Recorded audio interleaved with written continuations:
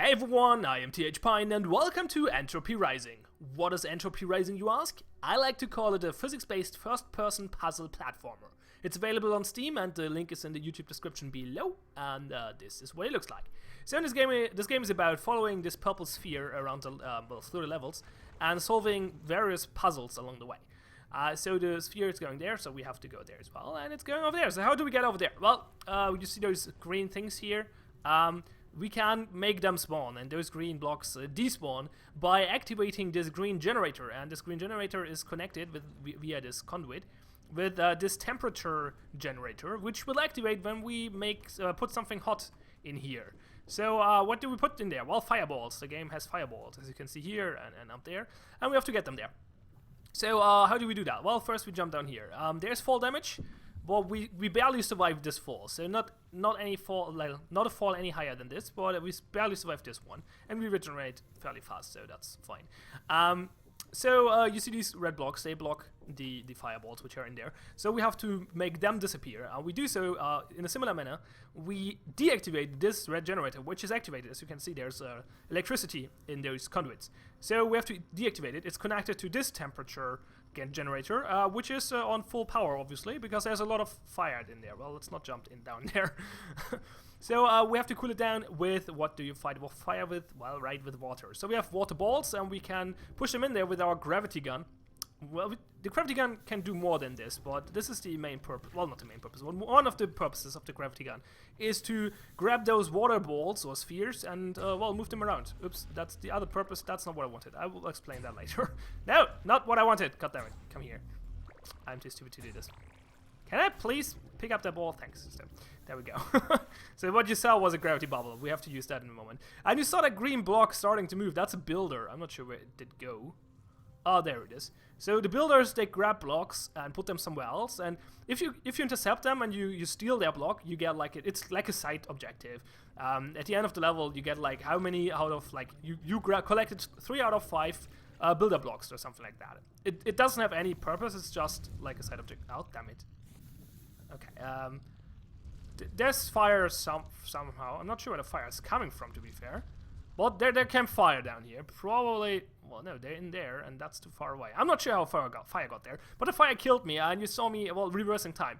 Well, that's another mechanic in this game. If you hold the right mouse button, you will reverse time, like this. And you can hold shift to reverse it even quicker. Which is like the main mechanic of the game to, well, correct your mistakes, I would say. Because there are no checkpoints on a level. You can only restart the game or reverse time. And some of the mechanics can be a little finicky, so it's quite nice to have a reverse time feature, because that allows you to, well, undo recent mistakes. So we have reactivated or deactivated this generator, which despawned those blocks and gave us fire here, the fireballs. We cannot grab the fireballs as we grab the water balls, though, because that... Wrong button. Sorry. Not what I wanted. Give me a moment. So we cannot grab them because that killed us. Because the gravity gun overheats and we die. Because that's how it works. So you cannot grab them. But now comes the other feature from the gravity gun into play. Well, one of the others. Is we have the gravity bubble. That's the thing I always accidentally shoot. It's that one. So on every blue surface you can create gravity bubbles, which will pull any spheres, like those fire spheres and water spheres, in the middle of it, or in the center. And you can use those to move those things around. Or we can use it to get this fireball up there, for example. Using this and wait for it to pop. So it will pop when you either run into it, so you touch it, it will pop, or after like 10 seconds or so. So we should see the fireball falling in a moment. There we go. And now all the fireballs are on the ground, and we can use the last feature of the gravity gun, which is a gravity bubble as well, but it's a movable gravity bubble. When you hold the left mouse button down, you can move the gravity bubble around like this. And we can use that to get the fireballs up here. Remember, we can only touch the blue surfaces. If we go over here, the gravity bubble disappears, and we have to revert time to make that not happen. So in this level, it's fairly easy to maneuver those balls, but in some levels it gets really, really finicky, and it's really, really good to have the time revert there, because it would be very frustrating to restart every time you screw up the pretty finicky movement of those gravity bubbles and stuff. So I like the real time feature it would not be necessary though. It would still be a nice feature, but it would not be necessary to have it when the other mechanics would be more clean, in my opinion. But it's still a really nice feature for a puzzle game, I feel. Like, it's a really, really good feature. So we solved that. Let's jump to a different level though, because I want to show you level 19, because that has a lot of different mechanics in it. You can see, like, there are stats for every level. Okay, if you're past it, which time you completed, there's a power time, if you use no time reverse, if you did not die, and how many gravity bubbles you used, and it usually, oh, this level has no build-up blocks, so it doesn't show that, but that's something else. Sometimes there's stuff to collect, like hidden paintings. I never found those. Here, there's the building blocks collected, like that's from the builders, the green squares thingies.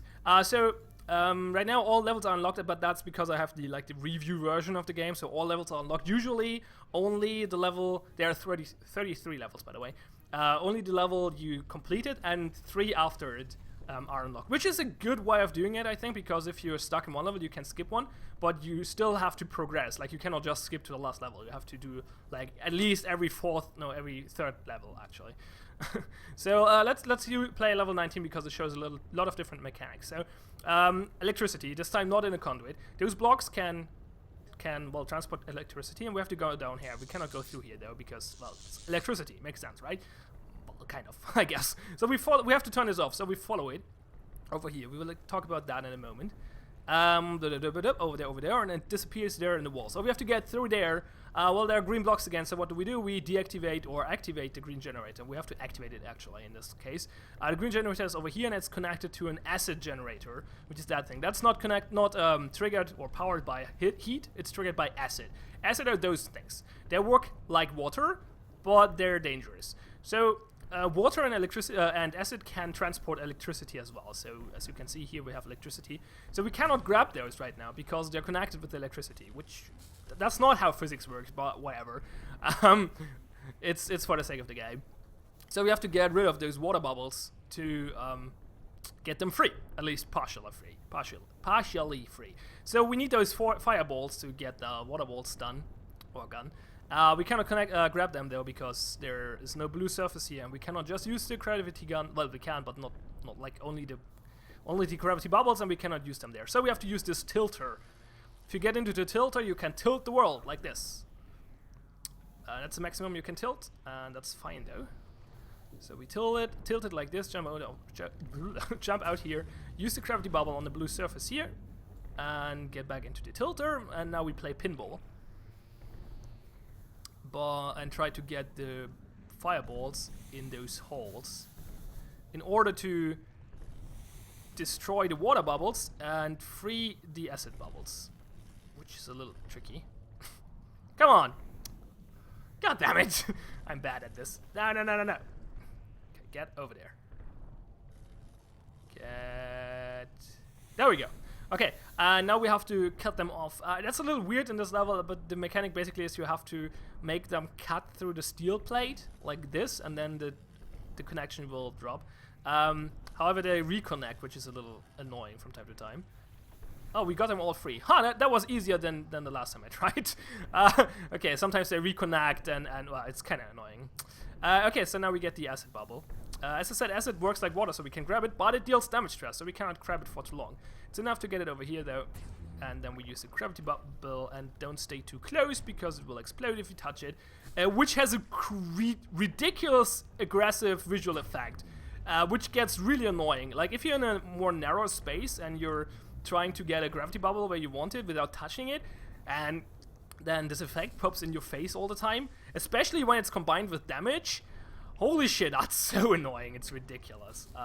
Anyway, let's get that in there, and you can see the thingy going up, and that activates the generator, which despawns those blocks, and we can get to the next part of the level. Remember, we wanted to deactivate this power line, so we have to deactivate this generator. So this generator is actually powered by 2 generators, one heat generator over here and an acid generator over here. It's really easy to turn them off, but that will cause a problem. If we just jump into those bubbles, this will turn off the generators, great, but that will make will block our way back, so we have to reroute time and do that again and do it a little different. So okay, all the bubbles there again. So now there are staircases but as soon as we turn it off, they will be gone. So what do we do? Well, we pop some gravity bubbles over here, or shoot them, but rather pop the original ones, and then get up here and wait for our gravity bubbles to pop. There we go. And I will deactivate the generator. There we go. And I will open up our way to the exit of the level. So that's most of the mechanics in the game presented to you. And at the end of every level, you have to jump down a hole for some reason. There's just that. So what else should we talk about? Well, it's a puzzle game. So I want to talk about puzzle design. Obviously, makes sense, right? While we do that, I will just play through level 1, or through the first few levels, I guess. Let's see how far we get. While I ramble a bit about puzzle design. So, puzzle design is always, like, it's a complex topic. Like, creating good puzzles is really hard. I cannot do it. Like, I couldn't do it if my life would depend on it. I'm really bad at designing puzzles. However, I appreciate really, really good puzzles, and I can actually identify good puzzles as well. And I think I have, like, somewhat of an idea what makes a good puzzle, but I'm, as I said, not able to create them on my own. Anyway, so a puzzle in a game like this usually consists of multiple parts. Like, the first part is usually the discovery or exploration part, where you have to, like, run around the level, see what is there, and figure out what is your main goal for this level. So, like, for example, like in the last level, deactivate that electricity thingy so we can actually get out. And then see what is this connected to, where do we have to go, stuff like that. So then another part to solve a puzzle is to understand the mechanics. Usually that's like, you don't have to do that every level because the mechanics repeat, but stuff like, oh, okay, if I put water on fire, the water goes out.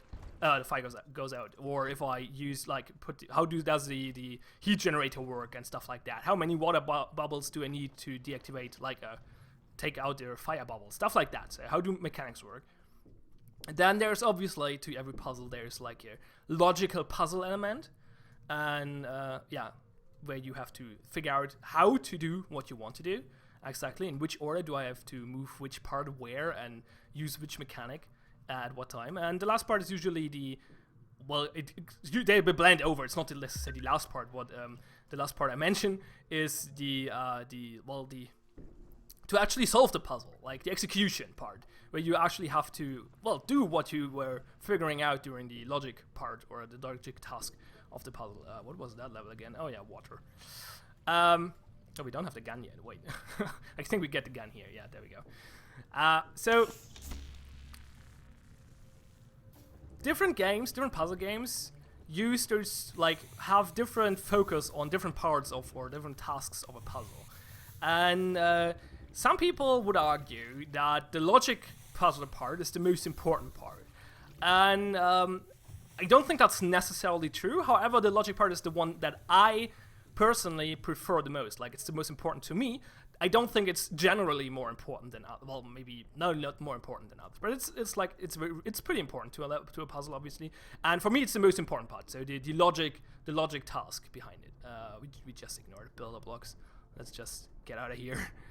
Oh, now they're attacking me. That's a weird mechanic as well, by the way. So, if you're like a big fan of the logic puzzle parts, then you could argue that the exploration part of the puzzle is basically like, if it's too long, if it's too much to figure out, it's actually bad level design. Because, like, for example, if you take a look at Portal, in most Portal levels, the exploration part is really, really short.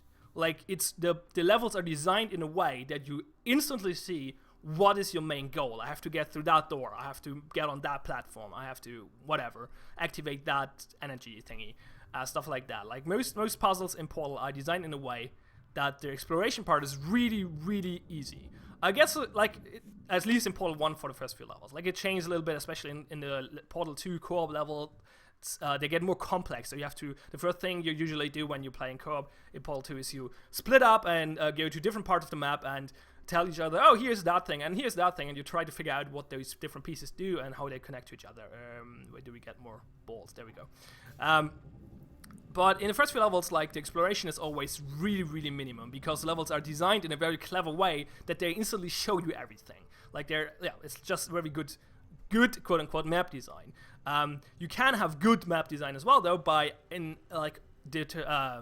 on purpose make the exploration part longer and making it interesting. I think this is what this game does. Like, this game is not very strong on the logic puzzle part.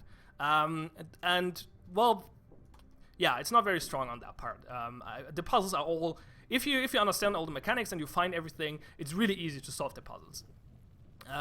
The most part of, or the focus of this game, I feel, is the exploration part and the execution part.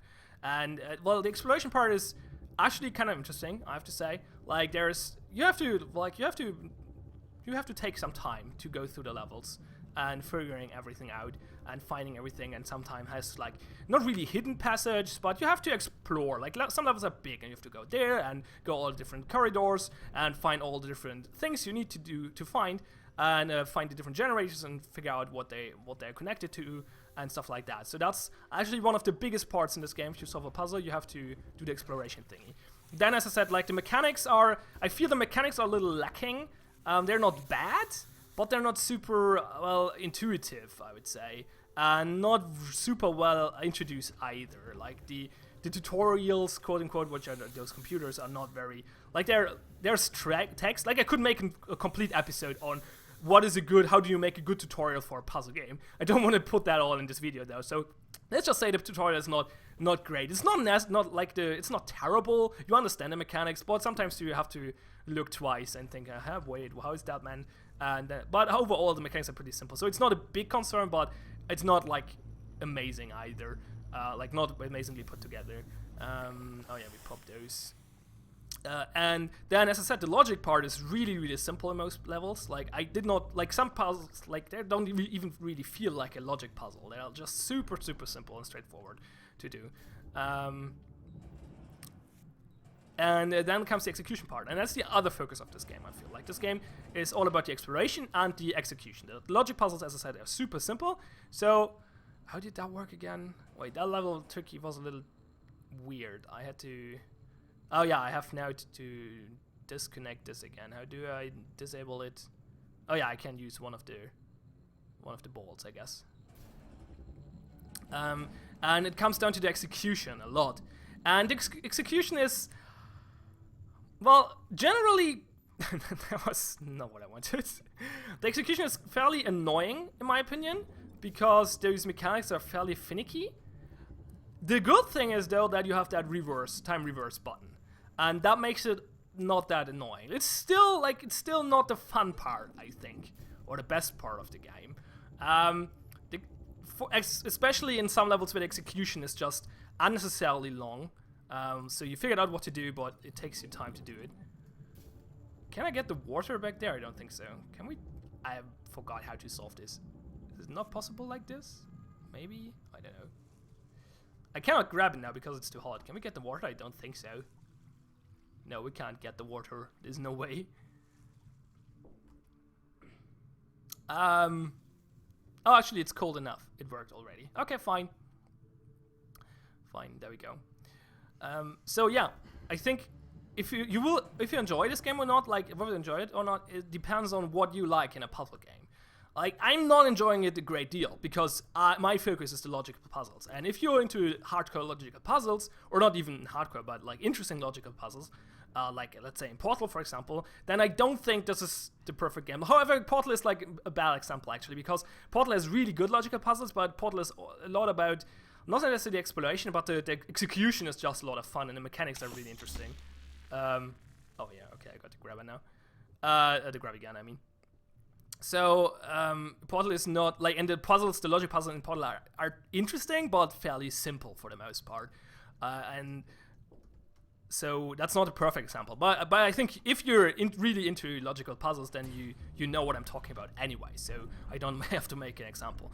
However, if you're, like, not the super hardcore logical puzzle guy, but you like your, like, exploration styled or environmental and physics styled puzzles, then I think this game is not necessarily bad. Like, it's not the best puzzle game in that like genre I ever played, but but as I said, it comes down to personal preference a lot. So I prefer stuff like Portal or Mag Runner, for example, which is actually a really good first puzzle game. I think it's heavily critically overlooked. Like, Mag Runner was really, really good. Not as good as Portal, but really close, in my opinion. It's not as polished, I guess.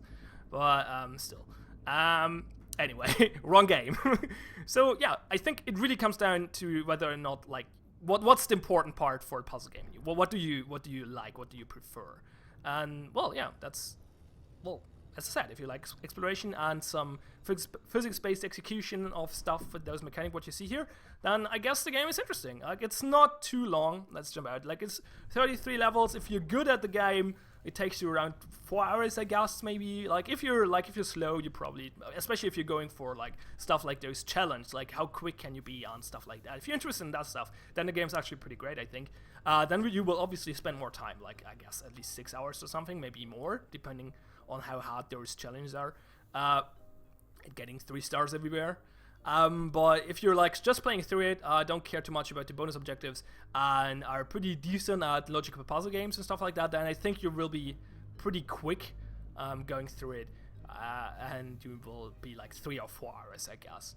So let's get to the end of the video. Let's take a look at the option menu. So this is not a complete option menu. There's a launcher in which you can change resolution settings, graphical settings, like you have multiple presets, and then you can additionally change the presets for the texture. So you have some like options there. You can go full screen, borderless, and like full screen window mode and borderless window mode. Yeah, that's the launcher settings, and then you have those settings. I actually have to check if they fix it. There was a bug in here. Let's see if we can reproduce it. Actually have to change. Well, we can do it with brightness. You know, that did not fix it. As you can see, like, it closes the window when I release the button, which is really dumb. So if you do it with the keyboard, it works fine, but if you do it with the mouse, it just jumps out, which is really dumb. You have music slider and a sound slider, which is good. You can invert the mouse, which is cool. They have mouse sensitivity and brightness. So and you can rebind the keys as well if you want to. So I think the option menu, besides the stupid bug, is pretty good.